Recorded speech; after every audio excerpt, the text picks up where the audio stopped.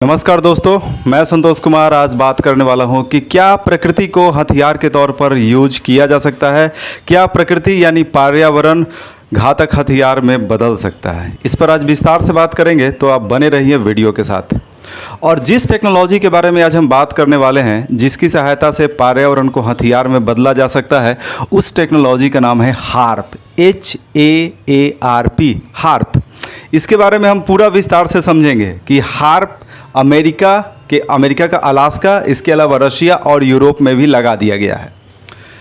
देखिए, सबसे पहले हम बात करते हैं हार्प का फुल फॉर्म। हार्प का फुल फॉर्म देखिए, the high frequency active auroral research program. आप ये समझ लीजिए कि जो हार्प मशीन है, जो एक बड़ा ही अनोखा अनुसंधान चल रहा है अमेरिका के अलास्का में, वो आयन मंडल पे काम करता है। तो सबसे पहले आप आयन मंडल को देखिए।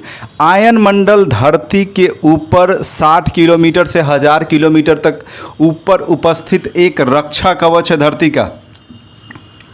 हम मानवों का एक बहुत ही महत्वपूर्ण रक्षा कवच है आयन मंडल। आयन मंडल में क्या होता है? आयन मंडल में होते हैं आयंस। आयंस यानी क्या है? आयंस यानी कि कोई भी जो गैस है उसका प्लस या माइनस वाला फॉर्म आपको पता ही है, या प्लस होगा या माइनस होगा, वो आयंस होता है। अब देखिए होता क्या है, कैसे ये रक्षा कवच है आयन मंडल। पहले आप इसको समझिए। ये है हमारा धरती और बहुत सारे लेयर होते हैं, क्षोभ मंडल, समताप मंडल, फिर आयन मंडल, उसके पहले मध्य मंडल भी होता है। देखिए, आयन मंडल की बात करते हैं। आयन मंडल करता क्या है? सूरज से आने वाली पराबैंगनी किरणों को वो लगभग सोख लेता है और पराबैंगनी किरणों की वजह से यहाँ पर जो गैस उपस्थित होते हैं, गैस को बहुत ज़्यादा एनर्जी मिल जाता है, गैस मॉलिक्यूल्स या गैस एटम्स को। इस वजह से जो गैस है ये आयंस के रूप में कन्वर्ट हो जाते हैं और यहाँ पर आयंस बनता रहता है। ये नेचुरल प्रोसेस है, ये नेचुरल प्रक्रिया है और ये प्राकृतिक रक्षा कवच है। ये जो रक्षा कवच है धरती का आयन मंडल, ये एक प्राकृतिक रक्षा कवच है जो इन खतरनाक पराबैंगनी किरणों से बचाता है। और पराबैंगनी किरणें करती क्या है? गैस मॉलिक्यूल को आयंस में कन्वर्ट कर देती है। ठीक है, तो ये है हमारा प्राकृतिक रक्षा कवच। ये सिर्फ प्राकृतिक रक्षा कवच ही नहीं है, धरती पर रेडियो कम्युनिकेशन के लिए भी आयन मंडल जरूरी है। अगर इस मंडल को हटा दिया जाए तो सारा कम्युनिकेशन सिस्टम फेल हो जाएगा। जो बड़े बड़े एंटीना होते हैं, ट्रांसमीटर और रिसीवर, जहाँ से रेडियो सिग्नल को भेजा जाता है, रेडियो सिग्नल, ये रेडियो सिग्नल जो भेजा जाता है जिससे कि आप टीवी देख पाते हैं, आप रेडियो चला पाते हैं, मोबाइल भी लगभग इस पे ऑपरेट होता है। तो ये ट्रांसमीटर से रेडियो सिग्नल भेजा जाता है और कोई रिसीवर होता है, वो उसको रिसीव करता है। तो इसी प्रक्रिया पर जो बड़े बड़े मोबाइल टावर है, इसी प्रक्रिया पे काम करते हैं। बहुत बड़ा बड़ा आप जो टावर देखते होंगे, वो आयन मंडल में रिफ्लेक्ट भेजा जाता है और वहाँ कहीं पे दूसरा जगह वो उसको रिसीव कर लिया जाता है। और यहाँ पर वही फिजिक्स का पूरा बेसिक लॉ है कि angle of incidence, angle of reflection पे ये सारा प्रोसेस होता है रेडिएशन को भेजने का और रेडिएशन को रिसीव करने का। ठीक है, तो अभी तक हम क्या देखें? अभी तक हम ये समझें कि जो आयन मंडल है ये एक रक्षा कवच है और ये रेडियो सिग्नल के ट्रांसमिशन में भी काम करता है, साथ ही साथ धरती को पराबैंगनी किरणों से बचाता है। और ये भी देखें कि यहाँ पर आयंस मौजूद होता है और ये भी देखें कि इसका जो रेंज है 60 किलोमीटर से लेकर 1000 किलोमीटर तक के रेंज में होता है। अब हम बात करते हैं हार्प के बारे में। देखिए, हार्प जो टेक्नोलॉजी है ये अमेरिका के अलास्का में लगाया गया है। आपको तस्वीर में साफ साफ दिख रहा होगा, ये तस्वीर अलास्का का है। अलास्का का एक खुला सा मैदान है, वहाँ पर ये तस्वीर आपको दिख रहा है। यहाँ 30 फीट लगभग लंबे 180 एंटीना लगाए गए हैं और ये सारे एंटीना 10 से 1000 अरब वाट बिजली पे काम करता है। 10 से 100 अरब वाट बिजली पे काम करता है ये एंटीना। अब ये एंटीना करेगा क्या? इतना सारा जो एंटीना दिख रहा है, इसको आप कंबाइंड तौर पर कह सकते हैं हार्प। अब ये करेगा क्या? ये करेगा आयन मंडल पर रिसर्च। इसीलिए मैंने आपको अभी आयन मंडल के बारे में बताया है। आयन मंडल क्या है? धरती का रक्षा कवच है। और हार्प क्या करेगा? हार्प में ढेर सारा एंटीना आपको दिख रहा होगा। वो एंटीना 10 से 100 अरब वाट पर बिजली प्रोड्यूस करेगा और वहाँ से वो रेडियो वेव भेजेगा आयन मंडल में और इस पर रिसर्च करेगा। इसीलिए ये अनुसंधान चल रहा है। शुरुआत के दिनों में जब 1990 के दशक में इसका शुरुआत हुआ था, 90s में, जो 1990 के दशक में इस टेक्नोलॉजी पर काम शुरू हुआ था, उस समय इसको गुप्त रखा गया था अलास्का में, लेकिन बाद में लोग इसका विरोध करना शुरू किए। उसके बाद अमेरिकी सरकार ने इसको ऑफिशियल वेबसाइट पर इसको डाला, थोड़ा बहुत जानकारी शेयर किया। इसके बारे में बहुत ज़्यादा जानकारी भी अभी भी उपलब्ध नहीं है। कुछ कुछ वेबसाइट्स में जानकारी है, तो वहाँ से भी जोड़ जाड़ कर मैंने भी ये जानकारी सीखा और आपके सामने प्रस्तुत करने का प्रयास कर रहा हूँ। तो 90 में जो ये कार्यक्रम शुरू हुआ था, अभी ये कार्यक्रम ज़ोर शोर से चल रहा है और पश्चिमी देशों में इसका विरोध भी हो रहा है। अमेरिकी सरकार का अपना पक्ष है और विपक्ष का अपना है। तो आप लोग उस एंटीना को देखिए फिर से, कितना एंटीना है, और वो एंटीना 10 से 100 अरब वाट बिजली पे काम करेगा। एंटीना से भेजा क्या जाएगा, एंटीना से ट्रांसमिशन होगा, यानी कि रेडियो वेव को भेजा जाएगा, जो नॉर्मल एंटीना से भेजा जाता है। लेकिन ध्यान रखना है, ये 10 से 100 अरब वाट बिजली पे काम करता है। ये छोटा मोटा देश का अगर 2-3 दिन का इतना बिजली यूज़ नहीं होता होगा जितना हार्प का जो ये सारे एंटीना एक बार में बिजली यूज़ कर लेते हैं। तो ठीक है, यानी आयन मंडल से ये संबंधित है। आगे हम क्या बात करने वाले हैं, आगे हम ये बात करने वाले हैं कि किस तरीके से ये एक घातक हथियार के रूप में यूज किया जा सकता है और किस तरीके से ये मानव मस्तिष्क पर नियंत्रण कर सकता है। चलिए अब थोड़ा हम आगे बात करते हैं। अब आप थोड़ा सा यहाँ पर देखिए, हार्प क्या है, अमेरिकी अनुसंधान परियोजना है। यानी अमेरिका इस पर काफ़ी दिनों से रिसर्च कर रहा था, 1990 के दशक से ही। और मेन जो एंटीना मैंने अभी तस्वीर दिखाया थोड़ा देर पहले, ये सब अलास्का में लगा हुआ है। ये आयन मंडल से संबंधित अनुसंधान है। ये एंटीना क्या करेगा, रेडिएशन को भेजेगा, यानी कि रेडियो सिग्नल भेजेगा। कहाँ पर, आयन मंडल में, और आयन मंडल को ये प्रभावित करेगा। आयन मंडल के बारे में हमने समझ लिया। अब देखिए, हार्प का 2 पक्ष है। हार्प के बारे में अमेरिकी सरकार का क्या कहना है, और बहुत सारे जो पर्यावरणविद हैं, बहुत सारे जो NGO हैं, बहुत सारे जो भूगोलवेता हैं, जियोलॉजिस्ट या जूलॉजिस्ट, जिनको बायोलॉजी के जो एक्सपर्ट होते हैं, क्या उनका कहना है, थोड़ा ये देखते हैं। आयन मंडल का अध्ययन करने के लिए और जलवायु परिवर्तन में सुधार करने के लिए हार्प टेक्नोलॉजी अमेरिका ने डेवलप किया है। अमेरिका का ये कहना है। फिर से देखिए, अमेरिका का ये तर्क है, या हार्प के ऑफिशियल वेबसाइट पर अगर आप जाइएगा तो उसमें साफ साफ लिखा हुआ है कि जलवायु परिवर्तन, क्लाइमेट चेंज, भूकंप, बाढ़, सूखा, ज़्यादा बिजली गिरना जैसी जो प्राकृतिक आपदाएं हैं, इन पर नियंत्रण कर मानव जाति, मानव सभ्यता को बचाने के लिए हार्प टेक्नोलॉजी पर काम किया जा रहा है। ये है अमेरिकी सरकार का कहना। जबकि जो विपक्ष में है, जो इस टेक्नोलॉजी का विरोध कर रहे हैं, उनका क्या कहना है, ज़रा ये समझिए। उनका कहना है कि जो धरती पर ज़्यादा भूकंप आजकल आ रहे हैं, उनको जानबूझकर लाया जा रहा है हार्प टेक्नोलॉजी की मदद से। जो आकाशीय बिजली इतना ज़्यादा बढ़ते जा रहा है, वो हार्प टेक्नोलॉजी की मदद से जानबूझकर आकाशीय बिजली ज़्यादा पैदा किया जा रहा है। बाढ़, सुनामी, चक्रवात, सूखा जो आजकल ज़्यादा आ रहा है पिछले 2-3 दशकों से, और पिछले 1 दशक से बहुत ज़्यादा, उसके पीछे भी हार्प टेक्नोलॉजी है। यानी जानबूझकर ये सब किया जा रहा है। अभी हम देखेंगे कि आखिर जानबूझकर बाढ़, भूकंप, सुनामी भी कैसे आ सकता है हार्प टेक्नोलॉजी की मदद से, इसको भी हम समझेंगे। तो ये है पक्ष, ये है विपक्ष। दबी जुबान में इसका विरोध शुरू हो चुका है। एक बात आप लोग और जानिए, ये हाई और लो दोनों तरह के रेडियो तरंगों पे काम करता है, दोनों तरह के रेडियो तरंगों पे काम करता है। चलिए अब थोड़ा आगे हम बात करते हैं, और आगे हम बात ये करेंगे कि हार्प काम क्या करने वाला है, आखिर उसका जो वर्क है, उसका जो फंक्शन है, फंक्शन, हार्प का फंक्शन क्या है, यानी हार्प काम कैसे करेगा, इसको समझना बहुत ज़रूरी है। यानी इसका कार्य विधि, यानी कैसे काम करेगा हार्प, इसको थोड़ा आप समझते हैं।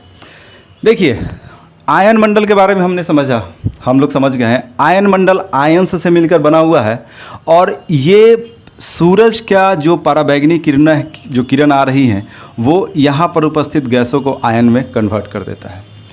हार्प का एंटीना करेगा क्या, यहाँ से हाई फ्रीक्वेंसी पर रेडियो सिग्नल को यहाँ भेजेगा, और ये रेडियो सिग्नल कई तरह के काम कर सकते हैं। जैसे कि यहाँ पर अतिरिक्त आयंस पैदा कर सकते हैं। अतिरिक्त आयंस पैदा कर सकते हैं।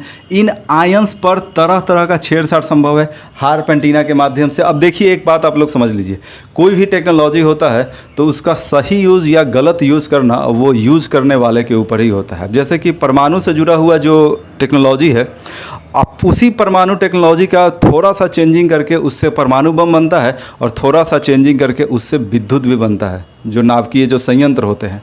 तो हार्प टेक्नोलॉजी में थोड़ा सा चेंज करने से बहुत कुछ फ़र्क पड़ सकता है। तो यहाँ पर हार्प टेक्नोलॉजी से रेडियो सिग्नल यहाँ पर पहुँचेगा और एक्स्ट्रा आयन प्रोड्यूस करेगा, एक्स्ट्रा आयन पैदा करेगा। देखिए क्या क्या संभावना है। अगर यहाँ पर एक्स्ट्रा आयंस पैदा हो गया, आयंस बहुत ज़्यादा मात्रा में यहाँ पर आयंस पैदा हो गया आयन मंडल में, तो क्या होगा खुद सोचिए ज़रा। देखिए बिजली कैसे गिरता है, बादल जब आकाश में होता है तो बिजली गिरता है, यानी बादल में बहुत ज़्यादा प्लस चार्ज आ जाएगा और धरती ऑलरेडी माइनस है, तो क्या होगा, बिजली गिर जाएगा। उसी तरीके से अगर आयन मंडल में जितना देखिए प्रकृति में एक बैलेंस है हर चीज़ का, कितना आयंस होगा, कितना धरती पर नेगेटिव होगा, हर चीज़ बैलेंस है, इसलिए एक संतुलन बना हुआ है। लेकिन प्रकृति के साथ जब छेड़छाड़ कीजिएगा तो असंतुलन पैदा होगा। तो जब हार्प की मदद से यहाँ पर अतिरिक्त आयन बनाया जाएगा, एक्स्ट्रा आयंस डेवलप होगा, ख़ास तौर पे प्लस वाला, तो क्या होगा, यहाँ पर हो गया प्लस, यहाँ धरती पर ऑलरेडी माइनस है, तो बिजली गिरेगा। और ये बिजली किसी भी हाइड्रोजन बम के विस्फोट से भी ज़्यादा खतरनाक हो सकता है। हाइड्रोजन बम का जो विस्फोट है उससे भी ज़्यादा खतरनाक हो सकता है अगर इसका प्रयोग इस तरीके से किया जाए तो, क्योंकि इसका अच्छा और बुरा प्रयोग करना तो अब प्रयोग करने वालों के ऊपर है। तो हाइड्रोजन बम जैसा भी विस्फोट इसके माध्यम से कराया जा सकता है, यहाँ पर प्लस एक्स्ट्रा आयन उत्पन्न करके, और धरती पर माइनस है ही, जब प्लस हो गया माइनस हो गया तो बिजली चलने लगेगा, बिजली मूव करने लगेगा। और ये बिजली कहाँ से गिरेगा, बादलों से नहीं, ये बिजली आयन मंडल से गिरेगा। लगभग 100-150 यानी 60 से ऊपर किलोमीटर रेंज से गिर सकता है बिजली, और ये बहुत ख़तरनाक होगा। नॉर्मल जो बिजली गिरता है आजकल उससे भी बहुत खतरनाक, हाइड्रोजन बम के लेवल का ये होगा, इतना ज़्यादा सब कुछ जलाकर राख कर देगा। इसके अलावा और क्या संभावना है, अगर किसी तरह से आयंस को हटा दिया जाए, ये आयंस करते क्या है, पराबैंगनी किरणों को रोकता है, खुद पराबैंगनी किरणों से बनता है और पराबैंगनी किरणों को भी रोकता है। तो इन आयंस को अगर किसी तरीके से हार्प की मदद से हटा दिया जाए तो क्या होगा, हट गया, तो अब क्या होगा, सारा पराबैंगनी किरणें धरती पर आएंगी। धरती पर क्या होगा, जो इंसान है, पशु है, पक्षी है, सब कुछ जलकर ख़त्म हो जाएगा जब सीधे पराबैंगनी किरण पहुंचेगा, क्योंकि आयंस ही रोकता है ना, और इन आयंस को हार्प की मदद से हटाया जा सकता है। तो ये एक नुकसान है। इसके अलावा क्या होगा, देखिए कम्युनिकेशन जो सिस्टम है हमारे धरती पर, चाहे वो मोबाइल टावर काम करता हो या टेलीविज़न हो, रेडियो हो, वो आयन मंडल पे काम करता है। मान लीजिए आयन मंडल के इस हिस्से से कहीं पर सिग्नल भेजा जाता है, इस हिस्से को हार्प की मदद से हटा दिया जाए तो क्या होगा, ये काम ही नहीं करेगा, ये जो सिग्नल भेजा गया ऊपर चला जाएगा, तो काम ही नहीं करेगा। तो बहुत तरह का इससे नकारात्मक प्रभाव भी पड़ सकता है। अब क्या वास्तविकता में होने वाला है आने वाले समय में, वो तो भविष्य में पता चलेगा। देखिए मैंने हेडिंग दिया था, प्रकृति बनेगा घातक हथियार। अब हाइड्रोजन बम की तरह अगर विस्फोट होगा बिजली गिर के, तो कोई भी देश, मान लीजिए अमेरिका या कोई भी देश जिसके पास ये टेक्नोलॉजी है, वो देश यही कहेगा कि हम खुद थोड़ी कुछ किए हैं, हम थोड़ी बम गिरे हैं, ये तो आकाशीय बिजली गिरने से नुकसान हुआ है, ऐसा कहा जा सकता है। अगर हार्प का इस लेवल पर जो एनर्जी है उसको ज़मीन के अंदर भेज दिया जाए तो भयंकर भूकंप पैदा होगा। अब आरोप किस पे लगेगा, प्रकृति पे, कि हम थोड़ी भूकंप पैदा किए हैं, भूकंप तो प्रकृति में आया है। आरोप तो धरती पे लगेगा कि धरती में ये प्लेट है, फलाना प्लेट है और धरती ने भूकंप पैदा किया, जबकि हार्प भी भूकंप पैदा कर सकता है, बहुत भयंकर भूकंप।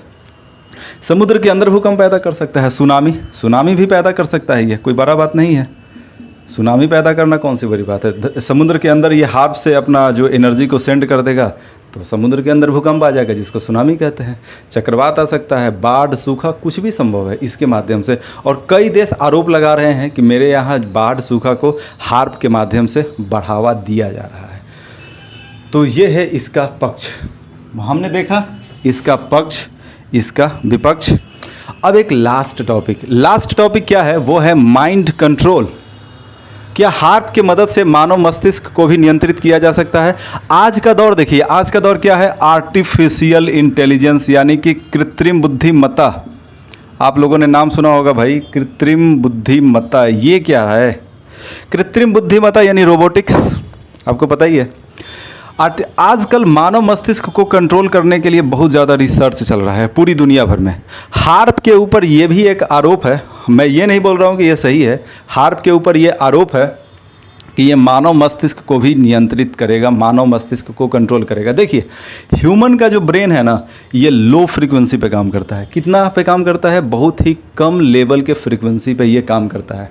और हार्प जो है, हार्प एंटीना हाई फ्रीक्वेंसी पे काम करता है, मैंने बताया था। लेकिन आपको एक बात ध्यान देना होगा, वो हाई फ्रीक्वेंसी के साथ साथ वो फ्लेक्सिबल उसका रेंज है, वो लो फ्रीक्वेंसी भी प्रोड्यूस कर सकता है। हार्प एंटीना लो फ्रीक्वेंसी भी प्रोड्यूस कर सकता है, हार्प का एंटीना, और जिसकी मदद से मानव मस्तिष्क को कंट्रोल किया जा सकता है। जैसे देखिए आप कार चला रहे हैं, अचानक से कोई जानवर आ गया आपके कार के सामने, तो जैसे ही आपने जानवर को देखा आपके दिमाग में कुछ हलचल हुआ और फिर न्यूरॉन्स के माध्यम से आपके पैरों को मैसेज किया और आपने ब्रेक दबाया।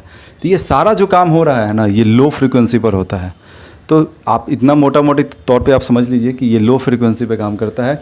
और देखिए प्राकृतिक संसाधन, जो प्राकृतिक संसाधन है धरती के अंदर, प्राकृतिक संसाधनों जैसे कि सोना है, लोहा है, चांदी है, कोयला वगैरह है, उसका पता करने में भी हार्प टेक्नोलॉजी का यूज होता है, और वो भी लो फ्रीक्वेंसी हार्प टेक्नोलॉजी का यूज यहाँ पर किया जा रहा है, ऐसे बहुत सारे लोगों का मानना है। तो लो फ्रीक्वेंसी की मदद से प्राकृतिक संसाधनों का पता किया जा रहा है हार्प एंटीना का। तो लो फ्रीक्वेंसी यानी कि ह्यूमन मस्तिष्क को कंट्रोल किया जा सकता है। कंट्रोल का मतलब क्या? इंसान कब हंसेगा, कब रोएगा, उसका पूरा इमोशन अब हार्प तय कर सकता है, ऐसा आरोप है। और एक बुक भी है अमेजॉन पे, उसका नाम है माइंड कंट्रोल और कुछ ऐसा, लगभग $13-14 का ये बुक है, अमेजॉन से कोई भी पढ़ सकता है। अब क्या सच्चाई है, सच्चाई नहीं है, अब वो तो एक अनुसंधान का विषय है।